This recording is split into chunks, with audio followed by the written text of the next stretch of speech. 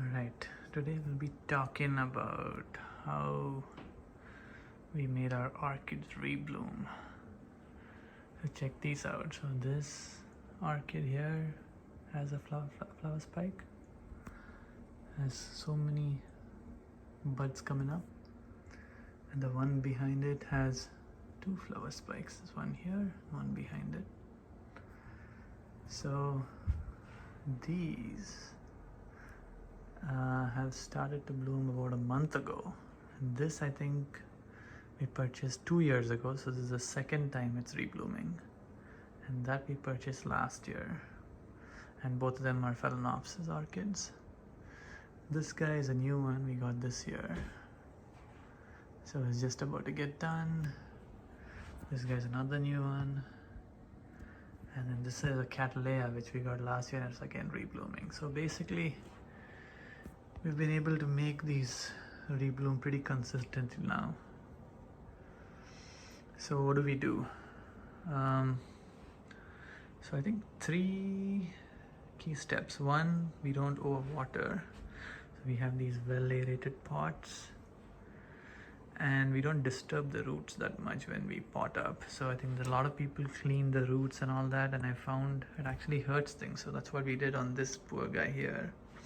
Still growing and everything, but not bloom. So we cleaned the roots and changed the potting media, but it hasn't recovered since we did that last year. All the other ones we just potted up with the same moss that it comes with and then added bark around it. And then of course it needs light, so you can see the light source there. So some nice bright light, but not too much light. You don't need bright sun. And then almost every week I put some dilute fertilizer, like a Miracle Grow, pretty dilute. And then yeah, once a week we water, so water very sparingly. So yeah, and a lot of patience. So they only bloom once a year for me at least. So almost every November I start seeing the flower spike, November, December. And by Feb, March this should be blooming pretty well. You can see all the buds coming up. All over there and all over there. Yeah, so overall they don't take a lot of maintenance and it's not as complicated as people make it sound, but yeah, should avoid overwatering. So water once a week is what worked for us.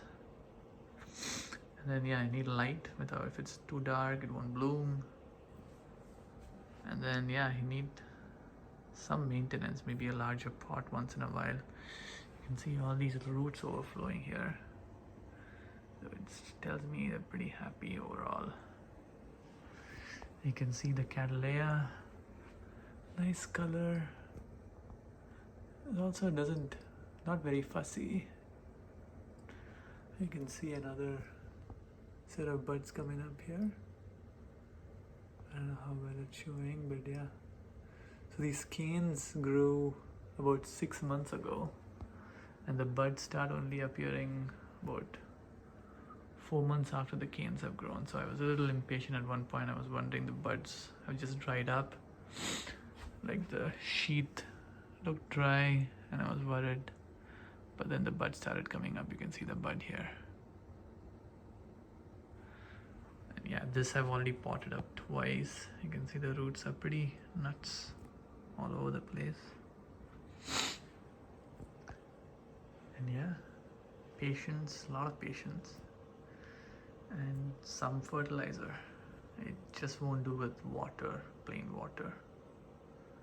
And not worth messing with organic fertilizers indoors. It'll smell, not very, maybe insects would breed and stuff. So I just use Miracle Grow, dilute it, soak it once a week, and it's been working just fine.